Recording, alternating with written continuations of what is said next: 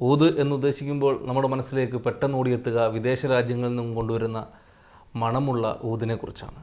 എന്നാൽ ഊത് ഇന്ത്യയുടെ പ്രത്യേകിച്ച് ആസാം പാകിസ്ഥാൻ മേഖലയിലെ വനമേഖലയിലുള്ള ഒരു സംഭവമാണെന്ന് ഞാൻ പോലും അറിയുന്നത് PK ഷംസുദ്ദീൻ എന്ന പാലക്കാടുകാരൻ്റെ വാക്കുകളിൽ നിന്നാണ്. അഗർവുഡ്സ് എന്ന കമ്പനിയുടെ ഡയറക്ടറാണ് അദ്ദേഹം.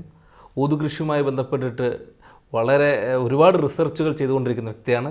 ഇന്ന് അദ്ദേഹം തന്നെയാണ് നമ്മുടെ ഓട്ടോഗ്രാഫിൻ്റെ അതിഥി. ആ സാറിനെ വളരെ ആദരപൂർവ്വം സ്വാഗതം ചെയ്യാം ഓട്ടോഗ്രാഫിലേക്ക്. നമസ്കാരം. നമസ്കാരം.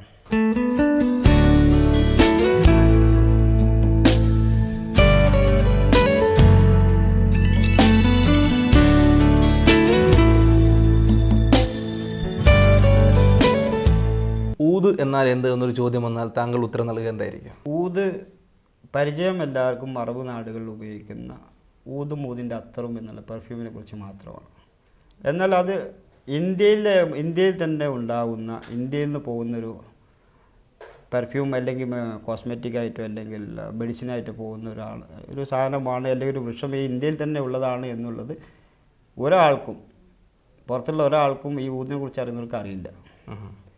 അത് കേരളത്തിൽ ഇന്ന് അസാമിനൊക്കെ കൂടുതൽ കേരളത്തിൽ കൃഷി ചെയ്തിട്ടുണ്ട് എന്ന കാര്യവും ഇപ്പോൾ ഒരാൾക്കും അറിയില്ല. കൃഷി ചെയ്ത ആളുകൾ ഇത് മറ്റൊരാളോട് പറയാതെ സ്വന്തമായി ഇത് വളരെ രഹസ്യമായി കൃഷി ചെയ്ത് വെച്ചിരിക്കുകയാണ്. അതിൻ്റെ ഒരു രീതിയിലും അതിനെ പ്രോസസ്സിങ് ചെയ്യേണ്ടതോ അല്ലെങ്കിൽ അതിൽ നിന്ന് നമുക്കൊരു ഇൻകം കിട്ടേണ്ട രീതിയെക്കുറിച്ചോ അവർക്ക് അറിയില്ല.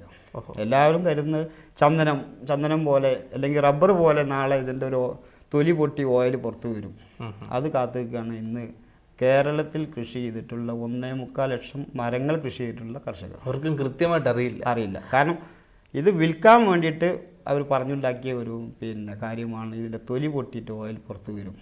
ആ ഓയിൽ ഇന്ന് മാർക്കറ്റിൽ 20 മുതൽ 30 ലക്ഷം രൂപ വിലയുണ്ട്.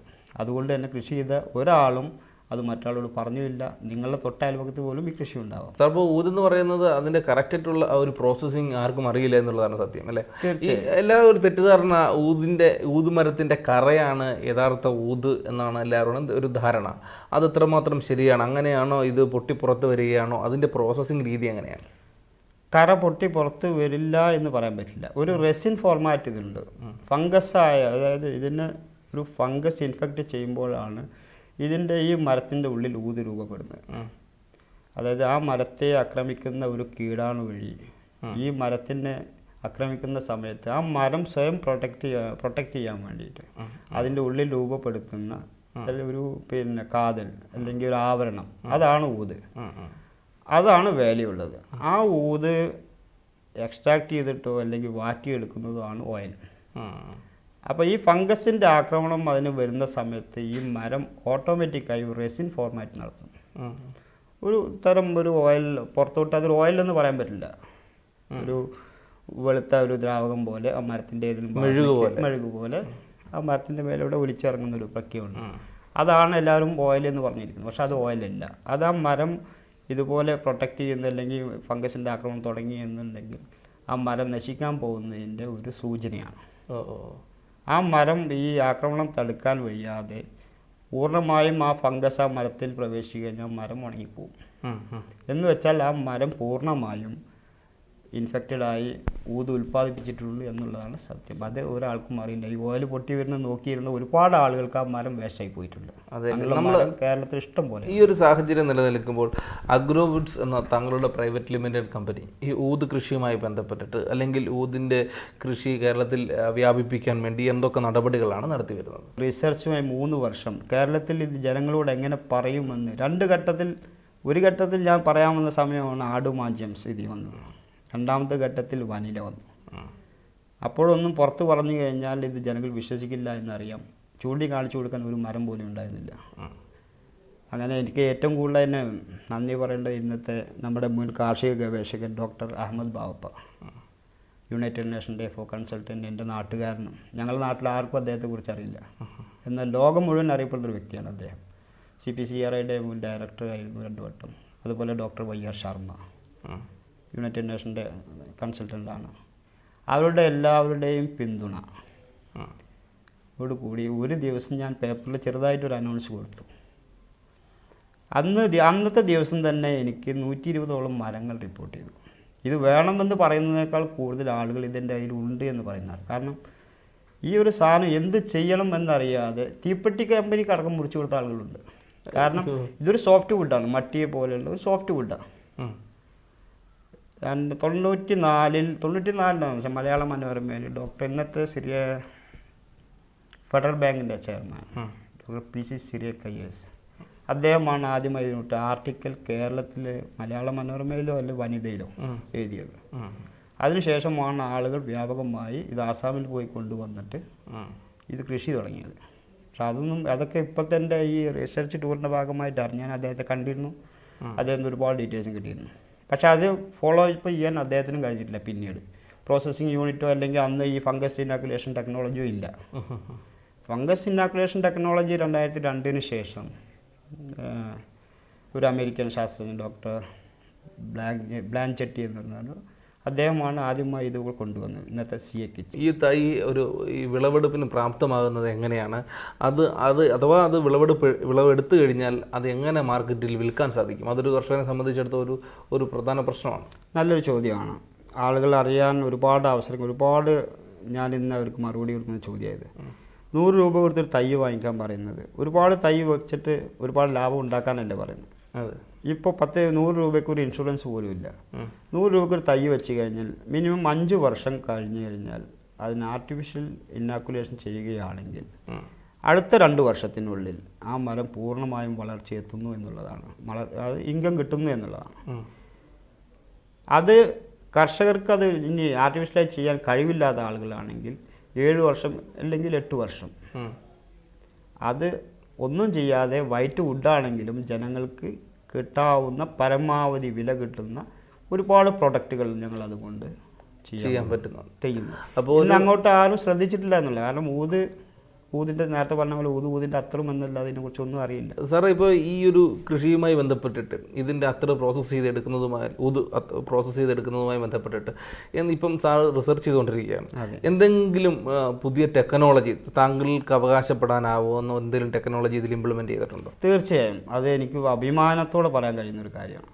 കാരണം ഞാൻ ഇതിൻ്റെ പ്രോസസ്സിങ് രീതിയെക്കുറിച്ചുള്ള ടെക്നോളജി അല്ല, ഈ മരത്തിൻ്റെ ഫംഗൽ ഇനാക്കുലേഷൻ സമയത്തെ എത്ര ദൈർഘ്യത്തെ കുറക്കാം. 50 കൊല്ലം 100 കൊല്ലം ഇന്നൊരാൾ ഒരു കൃഷി ചെയ്താൽ കാത്തിക്കില്ല, 10 കൊല്ലം പോലും നിൽക്കില്ല, അത് ഉറപ്പാണ്.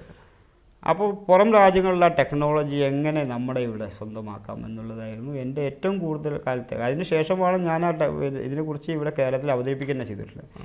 ഇന്ന് ലോകത്തിൽ CA കിറ്റ്സ് എന്ന് പറയുന്ന കമ്പനിയാണ് ഇത് വ്യാപകമായിട്ട് വലിയ വൻകിട കുത്തകൾക്ക് വേണ്ടി ചെയ്തു കൊടുക്കുന്നത്.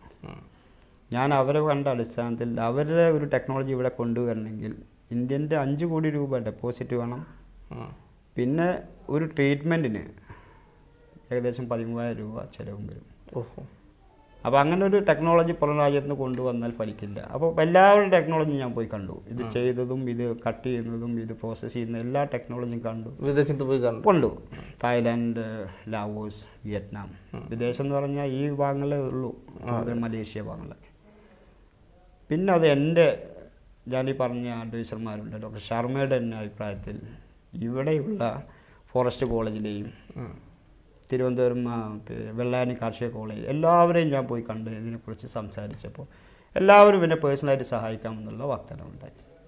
അങ്ങനെ ഞാൻ ഒരു റിസർച്ച് ടീമിനെ നിന്ന് എല്ലാവരെയും കൂട്ടിയെടുത്ത്, അതൊരു ചിലവുണ്ടായിട്ടില്ല. കാരണം ഒരു ടെക്നോളജി കൊണ്ടുവരാൻ അവർ അത്രയും സപ്പോർട്ട് എനിക്കുണ്ടായിട്ടുണ്ടെന്ന് പറയണം. വെള്ളായണി കാർഷിക കോളേജിലെ പ്രൊഫസർ ലുലുദാസ് അവരുടെ നേതൃത്വത്തിൽ അവർ ഫംഗസിനെ എനിക്ക് ചെയ്തു തന്നു. ഫംഗസ് ഏതാണെന്നുള്ള ഐഡൻറ്റിഫൈ ചെയ്തു തന്നു. പിന്നെ എനിക്ക് സ്വന്തമായിട്ട് ഞാൻ റിസർച്ച് ടീമിനുണ്ടാക്കി. അതിൽ നിന്ന് വളരെ ജപ്പാനിൽ 10 വർഷത്തോളം സ്വിറ്റ്സർലൻഡൊക്കെ വർക്ക് ചെയ്യുന്ന ഡോക്ടർ ഷീബ, അവരുടെ നേതൃത്വത്തിൽ എൻ്റെ ഗ്രൂപ്പ് എന്ന നിലയ്ക്ക്, എൻ്റെ റിസർച്ച് ടീം എന്ന നിലയ്ക്ക് അവർ ഡെവലപ്പ് ചെയ്ത് ഞങ്ങൾക്ക് പൂർണ്ണമായും വിശ്വസിക്കാവുന്ന, പൂർണ്ണമായും ഞങ്ങൾക്ക് അവകാശപ്പെടാവുന്ന ആ ടെക്നോളജി ഞങ്ങൾ നല്ലൊരു വിജയം കണ്ടെത്തി.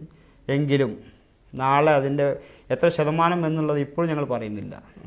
അത് എന്തായാലും ഒരു 2 മാസത്തിനുള്ളിൽ ഞങ്ങൾ പറഞ്ഞു കൊടുക്കും. ഈ ഒരു കൃഷിയുമായി ബന്ധപ്പെട്ടിട്ടും റിസർച്ചുമായി ബന്ധപ്പെട്ട് താങ്കൾ തിരക്കിലാണ്. താങ്കളുടെ കുടുംബം വിശേഷങ്ങൾ അറിയേണ്ടതായിട്ടുണ്ട്. ആരൊക്കെയാണുള്ളത്? എൻ്റെ ഉമ്മയുണ്ട്, എൻ്റെ കൂടെ താമസിക്കുന്നു. ഭാര്യ, 4 പെൺകുട്ടികളാണ് എനിക്ക്. ഉമ്മ എന്നെ കൃഷിയിലൊക്കെ ഒരുപാട് സഹായിക്കുന്നുണ്ട്. വൈഫിൻ്റെ പേര് ഷബീന എന്നാണ്. മൂത്ത മകൾ 9ാം ക്ലാസ്സിൽ പഠിക്കുന്നു, ഏറ്റവും ഇളയവൾ LKG പഠിക്കുന്നു. ഇനിയിപ്പോൾ ഈ ഊത് കൃഷി ആഗ്രഹിക്കുന്ന അല്ലെങ്കിൽ ചെയ്യാൻ മടിച്ചു നിൽക്കുന്ന, ഭയപ്പെട്ട് നിൽക്കുന്ന, ചെയ്യണമെന്ന് ആഗ്രഹിക്കുന്ന പ്രിയപ്പെട്ട പ്രേക്ഷകരോട് താങ്കൾക്ക് എന്താണ് പറയാനുള്ളത്? ഒരു ഏറ്റവും ചുരുങ്ങിയ 100 രൂപയ്ക്ക് ഒരു ലൈഫ് ടൈമിൽ കിട്ടാവുന്ന ഒരു പോളിസി, പ്രകൃതിയോട് ചെയ്യാവുന്ന ഏറ്റവും നല്ലൊരു കാര്യം ഒരു മരം നട്ടു വളർത്തുക. നാളെ അതിൽ ഞങ്ങൾ പറയാറുണ്ട്, ഒരു പെൺകുട്ടി ഉണ്ടെങ്കിൽ അതിൻ്റെ കൂടെ ഒരു ഊത് വെച്ചാൽ ആ പെൺകുട്ടിയെ കല്യാണം കഴിക്കാനുള്ള പ്രായമാകുമ്പോഴേക്കും നിങ്ങൾക്കുള്ള ഇൻകം ആ ഊതുമരം തരും. നാളെ ഇത് മാർക്കറ്റിൽ നിന്ന് നാളെ എത്ര കിട്ടുമെന്നുള്ളത് അന്വേഷിക്കേണ്ട കാര്യമില്ല. എന്നാൽ ഇന്ന് കിട്ടാവുന്നതിനേക്കാൾ ഏറ്റവും നല്ലൊരു ഇൻകം ആ ഊതുമരം നിങ്ങൾക്ക് തരുമെന്നുള്ളതാണ്. എന്ന് വെച്ച് അത് വ്യാപകമായിട്ട് ആയിരക്കണക്കിന് വെച്ച് വലിയൊരു പ്രതീക്ഷ നൽകാതെ നിങ്ങൾ ഒരു മരം വെച്ച് നാളെ നിങ്ങൾക്ക് കിട്ടാവുന്ന ഇൻകം എത്രയാണെന്ന് നിങ്ങൾക്ക് മനസ്സിലാവും. സർ, എന്തായാലും ഇത്രയും സമയം ഊത് എന്ന ഒരു ഔഷധ കൃഷിയെക്കുറിച്ചും അതോടൊപ്പം തന്നെ അതിൻ്റെ വ്യാവസായിക അടിസ്ഥാനത്തിൽ അത് എത്രമാത്രം ഇൻകം ലഭിക്കാമെന്നതിനെക്കുറിച്ചും കേരളത്തിൽ ഇതിൻ്റെ സാധ്യതകളെക്കുറിച്ചും അതേപോലെ തന്നെ ഊതിൻ്റെ ചരിത്രത്തെക്കുറിച്ചുമൊക്കെ തന്നെ ഞങ്ങളുടെ പ്രിയപ്പെട്ട പ്രേക്ഷകരോട് സംവദിച്ചതിൽ അഗർവുഡ്സ് എന്ന കമ്പനിയുടെയും അതോടൊപ്പം അതിൻ്റെ ഡയറക്ടറായ KP ഷംസുദ്ദീൻ എന്ന താങ്കൾക്കും ഓട്ടോഗ്രാഫ് ടീമിൻ്റെ ഹൃദയംഗമായി നന്ദി. Thank you.